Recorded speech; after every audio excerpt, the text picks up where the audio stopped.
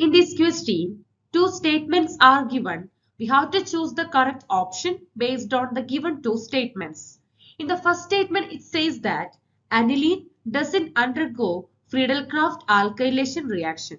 This is a correct statement because in Friedel-Crafts reaction, we are using the reagent that is anhydrous aluminium chloride.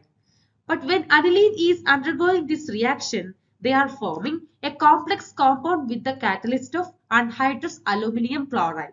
And this is deactivating the benzene ring for further electrophilic substitution reaction. So we will not get the alkylated product.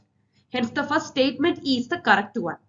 The second statement says aniline cannot be prepared through Gabriel synthesis. In Gabriel synthesis, we cannot produce aniline because for the preparation of aniline using haloarine, in which carbon halogen bond is a partial double bond, means this is not easy to break. So it is not easy to prepare aniline through the Gabriel synthesis. So both the statements are correct. Option C is the correct answer.